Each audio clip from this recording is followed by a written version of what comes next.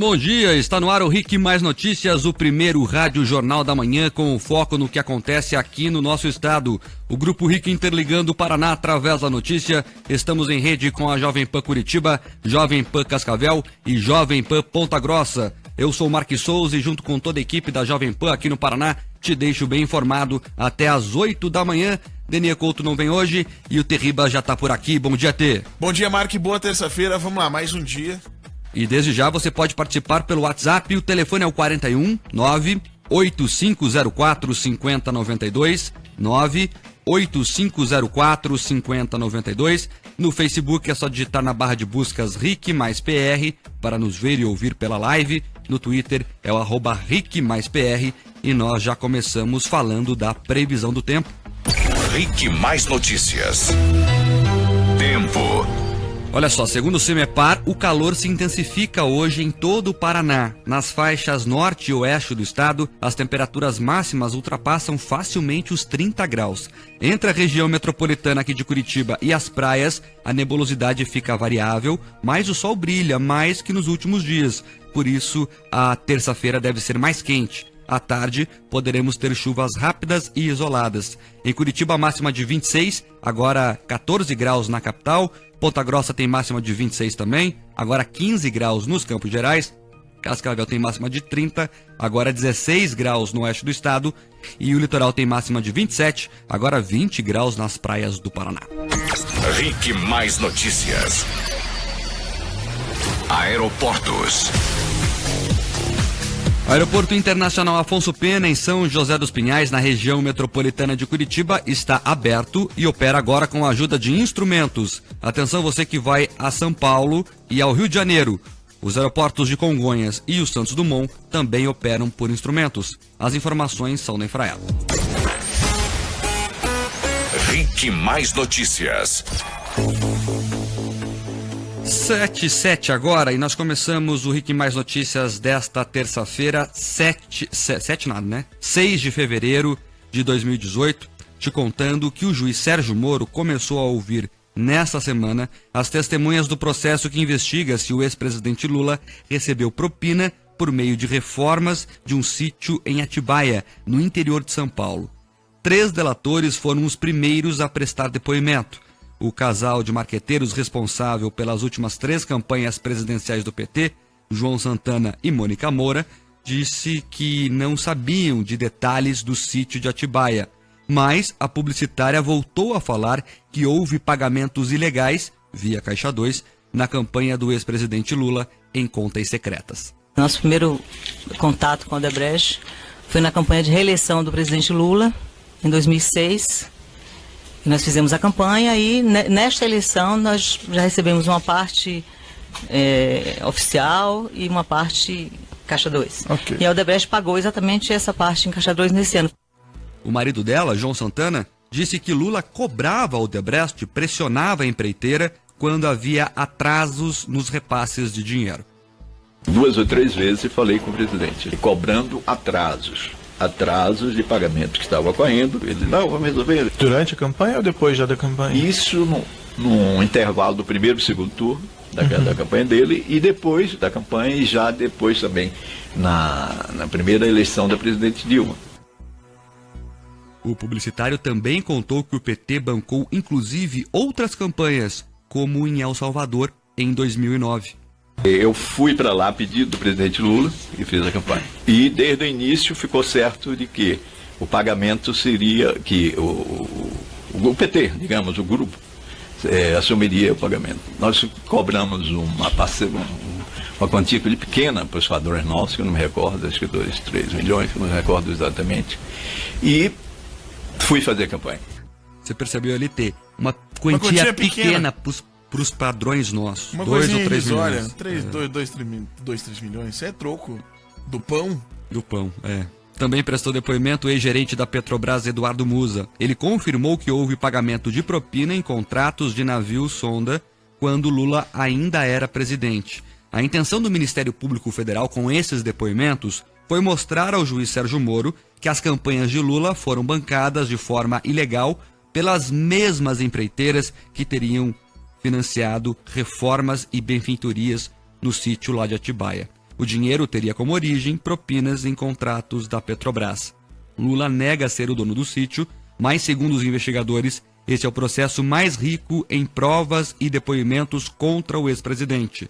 A Polícia Federal encontrou, por exemplo, na propriedade, dezenas de objetos pessoais do petista, como aventais e camisas de futebol com o nome de Lula, e também remédios manipulados em nome da ex-primeira-dama Marisa Letícia, que faleceu em fevereiro do ano passado. Foi encontrado ainda uma cachaça com um rótulo em homenagem ao ex-presidente. Além disso, Lula também tem fotos no sítio ao lado de Paulo Gordilho, ex-arquiteto da OAS, que seria o responsável por obras no local, e também fotos ao lado de Léo Pinheiro, ex-presidente da OAS, ali na área comum do sítio, perto da piscina. O advogado do ex-presidente Lula, Cristiano Zanin, informou por meio de nota que os depoimentos deixaram claro que há também essa terceira acusação apresentada pelo Ministério Público Federal contra o ex-presidente Lula é improcedente e que nenhuma das 3 testemunhas ouvidas hoje confirmou a acusação. Hoje, no caso, ontem, essa é a nota da defesa do ex-presidente Lula.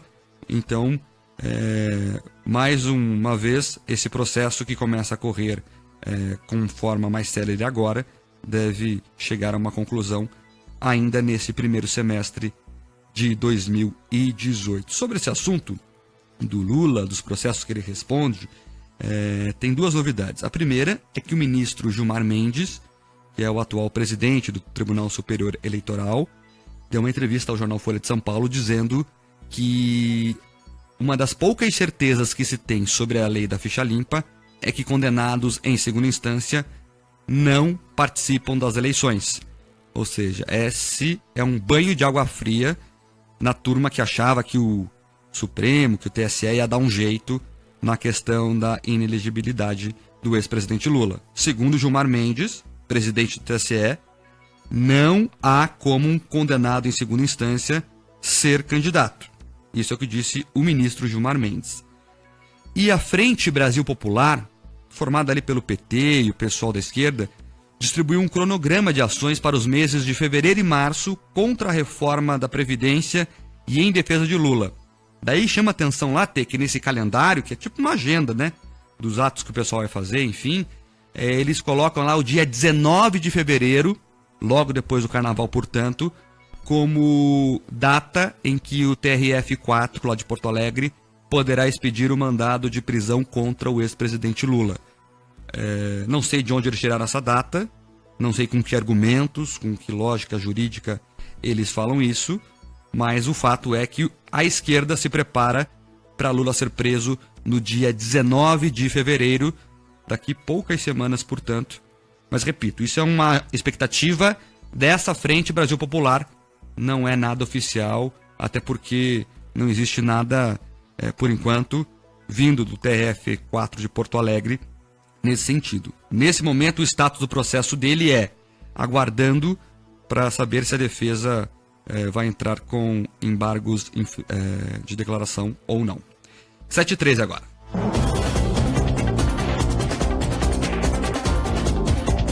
Uma pesquisa do Ministério Público do Paraná e da Secretaria Estadual da Educação mostrou que 14% dos alunos do ensino público do estado venderiam o voto por R$1.000. O levantamento mostrou ainda que 41% dos alunos não sabem o que faz um deputado e o que é a Constituição Federal. Nós falávamos disso aqui esses dias. Os ouvintes mais fiéis sabem que nós comentamos aqui sobre aquela questão dos pais que ensinam os filhos em casa, e nós falávamos aqui, o ensino hoje é falido. O ensino médio, por exemplo, ensina a fórmula de Bhaskara e não ensina a Constituição. E essa pesquisa do Ministério Público Federal e da própria Secretaria de Educação aqui do Estado, do Ministério Público do Paraná e da Secretaria Estadual de Educação, mostra exatamente isso. 41% dos estudantes não sabem o que é a Constituição. Para o cientista político Domingos Costa, esses dados revelam que os jovens não têm incentivos sociais e nem escolares para buscar informação política. Os jovens não estudam isso na escola, não têm interesse em participar, e isso vai gerar uma não participação que, por sua vez, retorna com menos interesse. A escola não é de qualidade, a escola não tem segurança, os professores não são bem remunerados. Isso vai refletir numa percepção de que a política não oferece para eles, não os vê como atores, como cidadãos, e, portanto, que não adianta eles pensarem em participar de uma coisa que não olha para eles com esses olhos. Por mais que a gente possa pensar que uma iniciativa de uma escola, falar sobre esses conteúdos e colocar isso na disciplina, possa melhorar o engajamento e a informação desses estudantes, isso por si só não é suficiente se o outro lado da ponta, que são as instituições que promovem as políticas com dinheiro, com qualidade de ensino e assim por diante, não fizerem também a sua parte. A pesquisa ainda revelou que 68% dos jovens estudantes concordaram que os políticos são todos corruptos. Para Domingos, esse dado é o reflexo do que os jovens vivenciam. Os jovens, eles são uma pequena amostra da sociedade mais ampla. Eles não são um grupo que difere, que contrasta. E a associação é a seguinte: serviços públicos ineficientes, com baixa qualidade, por exemplo, transporte, as vias públicas, com a saúde, isso gera neles uma ideia de que a corrupção é um bloqueio para a qualidade de vida, para o bom funcionamento dos serviços públicos. O levantamento foi realizado por meio de um programa de geração Atitude, que atua no incentivo à participação política entre os estudantes. A pesquisa ouviu mais de 10 mil alunos do ensino médio de 176 escolas públicas do estado. E esse dado chama muita atenção. A gente sempre fala aqui que quem acha que a Lava Jato vai mudar o país está enganado. E essa pesquisa mostra isso. Os jovens brasileiros, os jovens paranaenses que estão na escola, então não são jovens que não têm acesso à educação. Em tese estão na escola e têm acesso à educação. Desses jovens que estão discutindo o país, que estão se formando para isso, 14% deles falaram sem vergonha alguma que venderiam o voto por R$1.000. 14% dos jovens paranaenses venderiam o voto por R$1.000 sem critério algum, sem vergonha nenhuma dizer isso. E 41% deles não sabem o que é a Constituição. Ou seja, se nós vivemos no império da lei, 41% dos estudantes paranaenses não sabem sobre o que o que está acima deles. Ou enfim, esse é o problema. E o problema também é que o ensino médio hoje privilegia outras coisas, e também eu duvido que saibam a química orgânica que estudam na escola, que saibam a tal famosa fórmula de Bhaskara, que virou até ícone desse sentido, né? Que as pessoas aprendem coisas que não precisam no dia a dia. Então, ou seja, se fôssemos um país sério, esse dado seria a principal discussão das próximas eleições. Os estudantes paranaenses vendem votos e não sabem o que é a Constituição do país.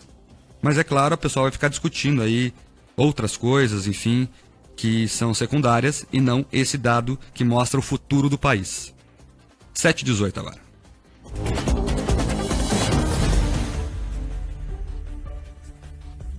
E a primeira sessão desse ano na Assembleia Legislativa foi marcada por polêmica com o manifesto feito pela PP Sindicato, que representa os trabalhadores em educação pública no Paraná. A mensagem enviada pelo governador Beto Richa e lida pelo secretário-chefe da Casa Civil, Waldir Rossoni, foi interrompida diversas vezes por causa dos manifestos. O presidente da Assembleia, deputado Ademar Traiano, encerrou a solenidade antes da leitura ser concluída. Agradeço às autoridades presentes. Convoco outra sessão para o dia da manhã. A categoria pede que o governo reveja a redução do pagamento aos professores temporários, cumpra com a previsão da data base e equipare os salários dos profissionais com o piso nacional. As reivindicações foram encaminhadas através de uma carta para todos os deputados e diz que o superávit no Caixa do Estado tornaria possível atender às demandas da categoria. O chefe da Casa Civil, Waldir Rossoni, minimizou o manifesto nas galerias da Assembleia. O governo tem um limite com gasto de pessoal. Nós hoje temos possibilidades de fazer investimentos, de um outro lado temos dificuldades de dar avanços no quesito salário, porque nós temos a lei de responsabilidade fiscal. O presidente da PP Sindicato, professor Hermes Leão, reclamou dos investimentos do governo. Não adianta você investir apenas na infraestrutura sem elevar a valorização dos servidores públicos para que a gente possa ter uma qualidade lá na ponta. Então, nós estamos apenas pedindo que se cumpra as leis. As atividades na LEP voltam ao normal nesta terça-feira. Daí você vê a PP Sindicato lá reclamando dos salários dos professores PSS, enfim, isso é até a função do sindicato. O sindicato tem que cobrar salário maior, do governo diz que não pode dar, e enfim, a guerra a luta de braço deles lá, enfim, a guerra de braço deles lá. Agora, eu não vejo a PP, por exemplo, preocupada numa notícia que a gente deu aqui mais cedo, que 14% dos estudantes venderiam o voto, que 41% deles não sabem o que é a Constituição. Isso é reflexo da educação que está sendo repassada em sala de aula. E aí, não tem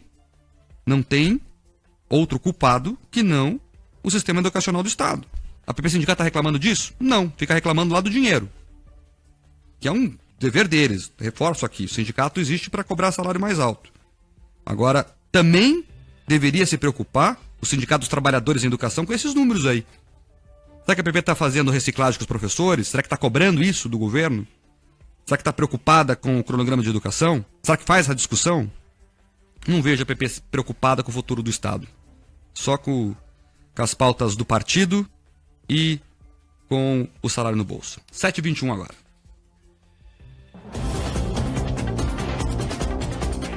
Vários ouvintes participando da nossa programação. O Rogério Bittencourt dizendo aqui que, na opinião dele, esses jovens representam os pais. Os jovens são assim também por causa dos professores militantes que durante o ano letivo não ensinam e ficam sabotando o ensino, diz o ouvinte. O Alex diz que a garotada venderia o seu voto sem vergonha alguma por R$1.000, que ele conhece muitos adultos que fariam o mesmo ato nefasto por muito menos.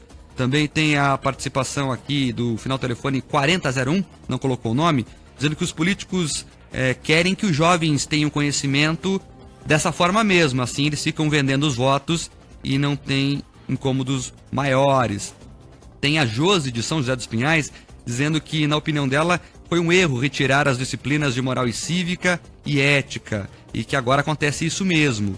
Quanto mais analfabeto for o cidadão, mais fácil para a manipulação. Uma vergonha, diz a ouvinte. Também tem a participação aqui do ouvinte que não colocou o nome, final telefone 4352, mandou uma foto, ele dizendo aqui que está chegando ao local de trabalho e tem lá um caminhão de som dos sindicatos metalúrgicos fazendo um teatrinho, segundo o ouvinte, e não deixa os funcionários da indústria entrar para trabalhar. Manda aqui, ouvinte, qual que é a indústria onde você está que a gente registra aqui no ar. Tem ouvinte pelo Facebook aí? Como é que tá a participação na live? O pessoal pode participar com a gente aqui pelo facebook.com/RicMaisPR, tá? Você pode assistir a gente todos os dias, a gente coloca aqui a nossa live e o pessoal sempre interagindo bastante, Mark. E tem bastante gente também curiosa aqui sobre a notícia que a gente vai dar aí quando o Denian voltar. Mas tem aqui, ó, o Renato Doreto falando pra gente bom dia. A Jusceli Greca, bom dia. Cadê o Denian? Denian está em São Paulo e volta apenas na quinta-feira, tá? Parabéns, jovens, parabéns que não sabem o que é Constituição e que vendem seus votos, daí vão para a rua gritar contra a corrupção. O Yoshinan Alves falando com a gente aqui. O Venâncio Labotucci, essa língua presa é a desgraça dos professores. Falando do professor Hermes Leão. Professor Hermes Leão. E bastante gente participando. Só mandar sua mensagem aqui no nosso Facebook também, no Rick Mais PR. Só mandar pra cá. Vamos para um rápido intervalo comercial. Já voltamos. Rick Mais Notícias. Agora às 7h27, estamos de volta e muitos ouvintes aqui participando da nossa programação. O Joni aqui dizendo que, na opinião dele, o brasileiro não consegue viver honestamente com um regime democrático. Também tem o Cleberson de Tamandaré reclamando da PP Sindicato, que não se preocupa com a qualidade da educação. Também tem o ouvinte aqui que não colocou o nome, 4309, final telefone, dizendo que, na opinião dele, esses alunos de hoje serão os militantes de amanhã. Também tem a participação aqui do Fernando Rodrigues, de São José dos Pinhais, ele que tá mandando uma selfie aí com o filho. Não colocou o nome dele aqui, mas tá lá no banco de trás do carro, ele tá indo pra escola e tá perguntando qual que é a notícia que vai vir aí na quinta-feira. É legal, a notícia é muito boa. Tem a ver com as crianças aí, é uma coisa boa. A Ana dizendo aqui que muitos vendem o voto por um vale combustível ou até um churrasco com linguiça. Geralmente coloca aquele adesivo atrás, no vidro de trás do carro, né? Perfurado, eles chamam, Isso. né? Aí o cara vai dar um tanque de combustível. É um absurdo, né? Também conosco aqui é Cris Pavelski, ela que é de Fernandes Pinheiro, lá... Fernandes Pinheiro é centro do Paraná, será? É ali perto de Guarapuava, né? Indo pra Guarapuava, perto de Irati. Ela tá ligadinha aqui no Rick Mais Notícias, obrigado pela audiência, viu? E nós continuamos aqui te contando agora com as notícias que até maio a Prefeitura de Curitiba espera abrir a primeira UPA, Unidade Pronto Atendimento, administrada em parceria com uma organização social. A vencedora do edital vai ser conhecida ainda essa semana. No discurso de começo de ano na Câmara de Vereadores, o prefeito de Curitiba, Rafael Greca, deixou claro que a cidade vai adotar um modelo de terceirização das unidades de pronto atendimento. 9 empresas apresentaram propostas. A boa notícia é que o registro de preços é de um custo mensal de R$500 mil a menor do que o custo da UPA estatizada. O primeiro teste vai ser na unidade de saúde da cidade industrial de Curitiba, que está pronta, mas não foi aberta. O edital foi lançado em novembro do ano passado. A Justiça embargou. O processo foi retomado no fim de janeiro. 9 organizações sociais se apresentaram. O resultado das que vão poder concorrer sai na sexta-feira. Se nada for questionado, no judiciário, a previsão é que a unidade comece a funcionar no meio deste ano. Segundo a Prefeitura, uma UPA terceirizada custa R$800 mil a menos por mês. Como pretende terceirizar as 10 UPAs, a Prefeitura economizaria 8 milhões ao mês, ou quase 100 milhões por ano. Segundo a Secretaria Municipal de Saúde, a Secretária Municipal de Saúde, Márcia Ursulac, se o trabalho for positivo e aceito pela população, essa forma de atendimento pode virar padrão aqui na capital. Tem se falado em terceirização. Quando nós falamos de US, não se fala em terceirização, se fala em parceria com a administração pública. Aquilo que a administração pública tem maior eficiência, nós manteremos com a administração pública. Aquilo que a US tem maior eficiência, passaremos para a OAS. 7h30 agora, portanto, aí a Prefeitura anunciando que vai abrir a UPA da SIC, que é uma demanda da população ali daquela região da cidade. Há muito tempo está pronto o prédio, mas não tem médicos ainda trabalhando lá, por essa questão judicial toda. Embargou a concorrência pública, agora voltou, se nada for questionado de novo, abre no meio do ano. E essa informação que é boa, né? Toda a informação que eu leio, que eu vejo, que economiza dinheiro público, e nesse caso a terceirização das UPAs, né? Dessas que vão ser tocadas em parceria com organizações sociais, vai economizar 100 milhões por ano.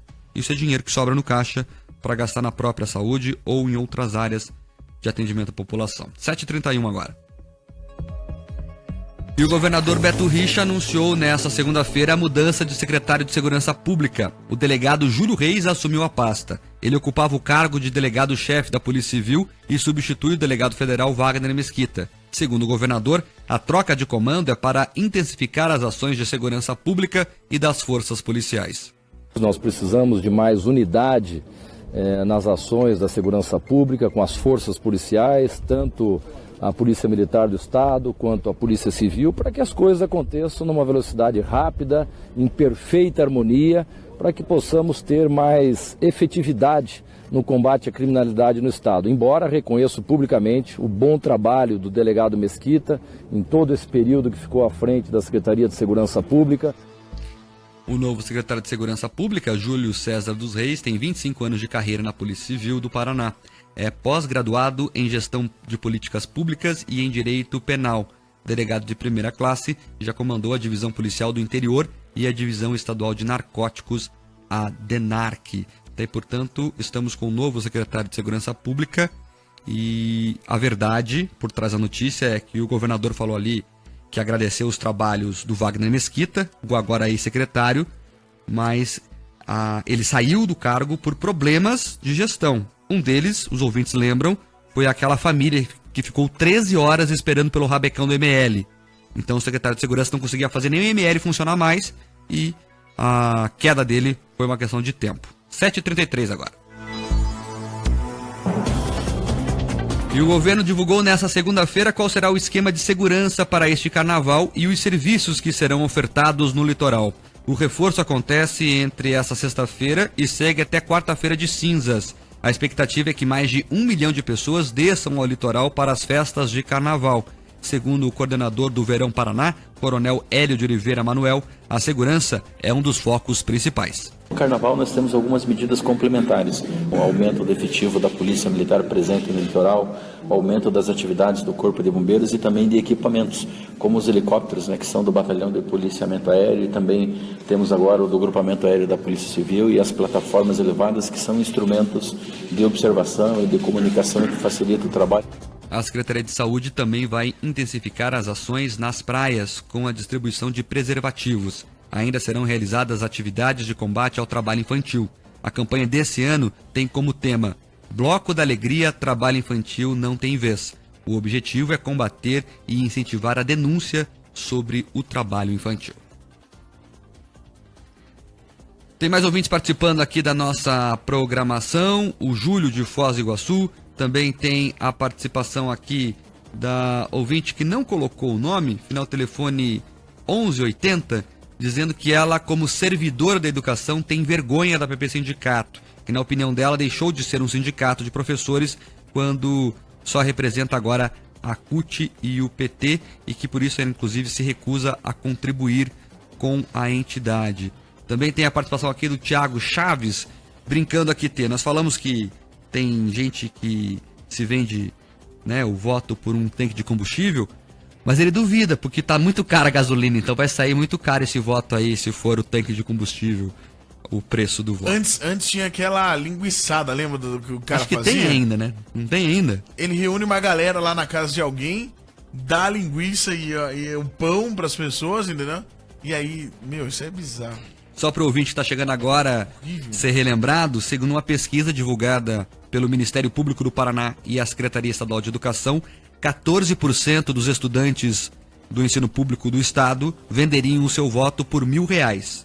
14% dos estudantes venderiam o voto por R$1.000, falaram isso sem qualquer vergonha, achando inclusive que é certo, que tem que tirar algum proveito mesmo. E 41% dos estudantes não sabem o que é a Constituição Federal, segundo a mesma pesquisa. O Ayrton, nosso ouvinte, diz aqui que, na opinião dele, quem vende votos tem problemas de caráter, em não saber ou não sobre o que é certo. Enfim, tem muitos ouvintes aqui participando, criticando essa questão. O Júnior de Colombo diz que é pior que tem gente se vendendo por pão com mortadela. Cutuca aqui o ouvinte. Verdade, daí chegou no pão com mortadela, daí é o fim, né? Tem ouvinte pelo Facebook aí, como é que tá a participação na live? Pelo Facebook aqui tem o Gustavo Ribas Neto. Apesar dessa música era de outra geração, lamentável essa percentual não ter conhecimento.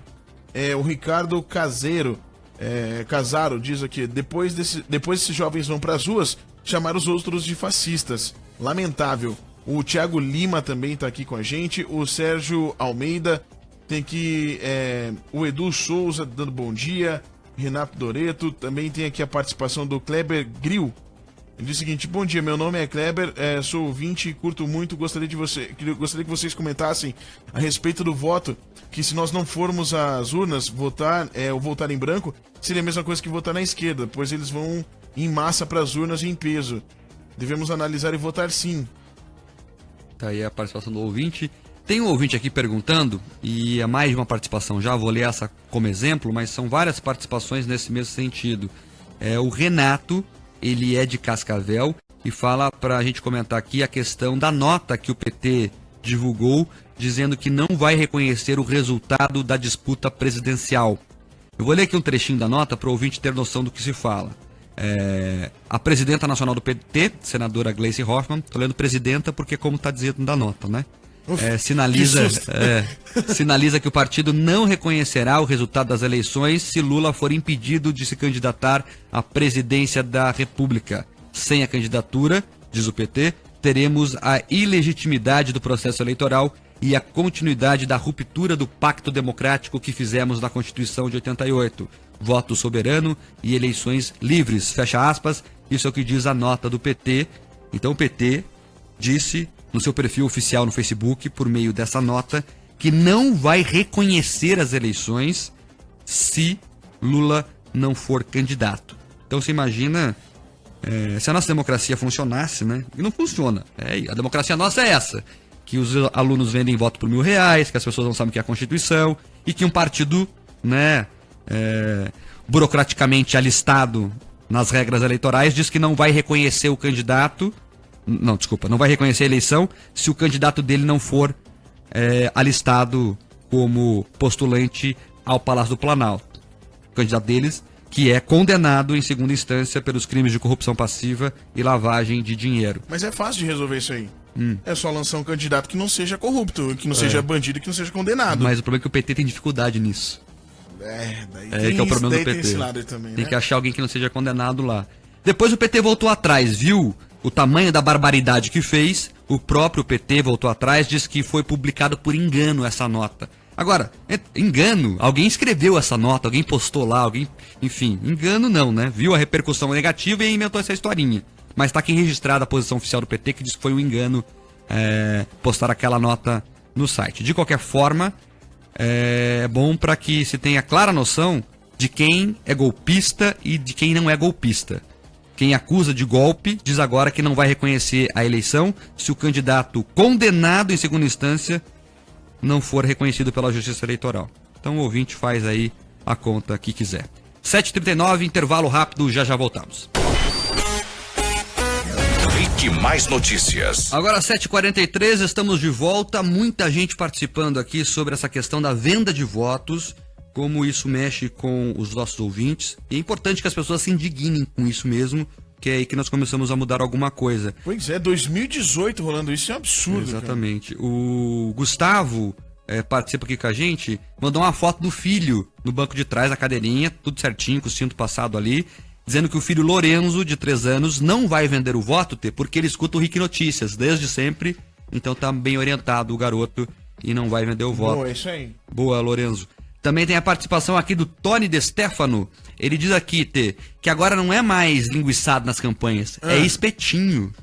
Gourmetizaram a linguiçada. Você vê, a gourmetização do mundo chegou até nas linguiçadas eleitorais. E daí tinha aquele vereador que ele tava, eu acho que começando, sei lá, que ele não tinha, ele comprava linguiça ruim, que era aquela linguiça com corante, a pessoa mordia e escorria aquele negócio vermelho no canto. Meu Deus. Mas isso perdia voto, não ganhava? Mas isso aí perdia voto, coisa horrenda. O ouvinte final telefone 6672 diz aqui: o que esperar de um povo que não tem boa educação? Não se pode esperar outra coisa, segundo o ouvinte.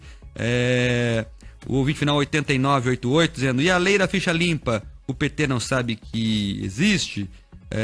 Também o ouvinte aqui, ouvinte Cris: grande coisa o PT não reconhecer a eleição, que diferença faz isso pro resto do país?